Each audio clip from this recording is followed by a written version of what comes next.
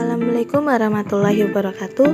Yang terhormat Ibu Fatni Erlina sebagai dosen pengampu mata kuliah pengantar ilmu hukum. Di sini saya akan memaparkan tentang fungsi hukum dalam masyarakat. Sebelumnya perkenalkan, nama saya Remaita Puji Kinarsi dengan NIM 2241103021666. Di sini ada poin-poin yang akan dibahas. Pertama, institusi sosial dan hukum. Kedua, sistem sosial dan pengendalian sosial. Ketiga, hukum sebagai mekanisme pengintegrasian. Dan yang keempat, hukum dan rekayasa perubahan. Selanjutnya yaitu institusi sosial dan hukum. Sebelumnya, institusi adalah suatu sistem hubungan sosial yang menciptakan keteraturan dengan mendefinisikan dan membagikan peran-peran yang saling berhubungan di dalam institusi. Institusi menjadikan usaha untuk menghadapi tuntutan-tuntutan dasar dalam kehidupan tersebut berlangsung tertib, berkesinambungan, dan bertahan lama. Keadaan yang demikian itu dimungkinkan oleh karena institusi membuat peraturan, prosedur, dan praksis. Menurut Johnson Ledis, institusi sosial yaitu norma-norma, aturan-aturan, dan pola-pola organisasi yang dikembangkan di sekitar kebutuhan-kebutuhan atau masalah-masalah pokok yang terkait dengan pengalaman masyarakat. Secara singkat, institusi sosial merujuk pada upaya masyarakat untuk memenuhi kebutuhan atau untuk mengatasi masalah. Selanjutnya, institusi hukum. Institusi ini tersusun dari nilai, kaidah, peran, dan organisasi. Ada beberapa tingkatan di institusi hukum ini. Yang pertama, tingkatan makro, yaitu masyarakat terdiri dari berbagai institusi yang melayani kebutuhan masyarakat, seperti ekonomi, politik, dan hukum. Lalu ada tingkatan meso, yaitu mengenai susunan internal dari masing-masing institusi. Di sini, institusi hukum terdiri dari pengadilan, advokat, dan kepolisian. Lalu ada tingkatan mikro, yaitu mengenai bekerjanya peran-peran di dalam suatu institusi hukum tertentu. Dalam bidang peradilan, kita sekarang mulai berbicara mengenai apa yang disebut sebagai alternative dispute resolution, yaitu usaha untuk mencari cara-cara penyelesaian lain di luar putusan pengadilan yang lazim. Usaha tersebut dapat ditafsirkan sebagai hasil dari kegagalan institusi pengadilan untuk menyelesaikan fungsinya secara baik. Sebab ternyata tidak semua perkara itu perlu diputus melalui prosedur yang disediakan bagi peradilan negara. Berbagai perkara dapat diselesaikan secara lebih memuaskan melalui institusi alternatif. Selanjutnya, sistem sosial dan pengendalian sosial.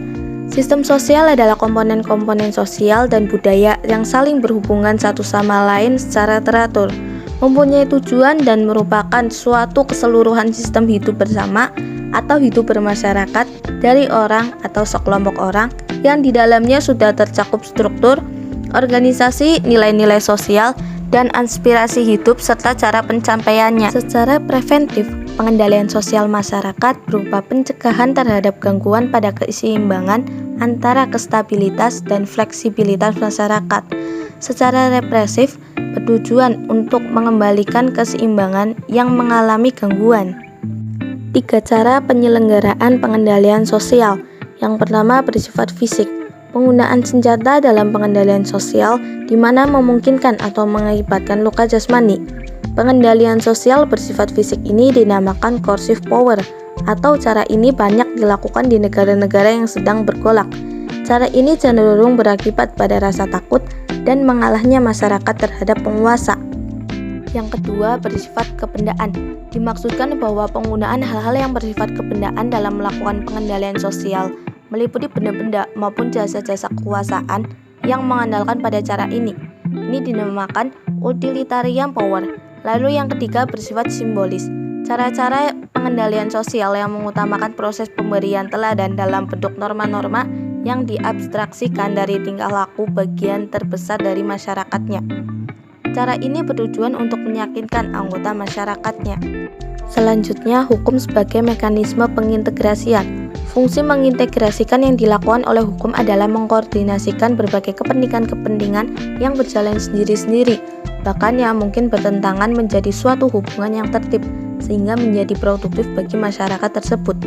Dalam kehidupan bermasyarakat, hukum telah memainkan peranan yang sangat penting dalam menjaga ketertiban dan ketentraman.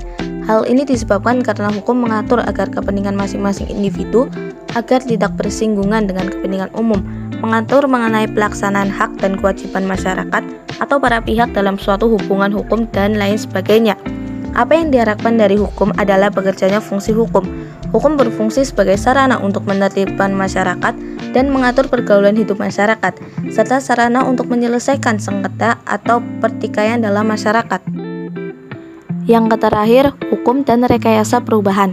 Hukum berubah menjadi sarana implementasi keputusan politik dan dengan demikian kehilangan akarnya pada kehidupan tradisional.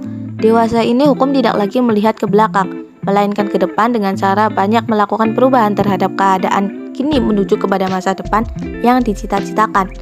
Dengan demikian, hukum bukan lagi mempertahankan status quo, melainkan banyak melakukan perubahan sosial.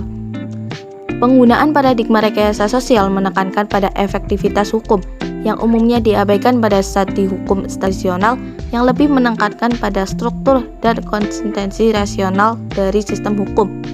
Efektivitas hukum hanya dapat dilakukan dengan pendekatan sosiologis. Hukum tidak dilihat sebagai institusi yang steril. Penggunaan hukum sebagai sarana rekayasa sosial ini tidak dapat dilepaskan dari anggapan serta paham bahwa hukum ini merupakan sarana yang dipakai untuk mencapai tujuan-tujuan yang jelas. Dengan demikian, maka hukum sudah memasuki kawasan politik, karena hukum sudah menjadi sarana implementasi keputusan-keputusan politik. Dalam pemahaman hukum sebagai sarana rekayasa sosial, pembuatan undang-undang dimaksudkan untuk mencapai sarana sebagaimana ditentukan dalam undang-undang tersebut. Sesungguhnya proses rekayasa sosial dengan menggunakan hukum merupakan proses yang tidak berhenti pada pengukuran efektivitasnya, melainkan bergulir terus. Sekian dari saya, terima kasih. Wassalamualaikum warahmatullahi wabarakatuh.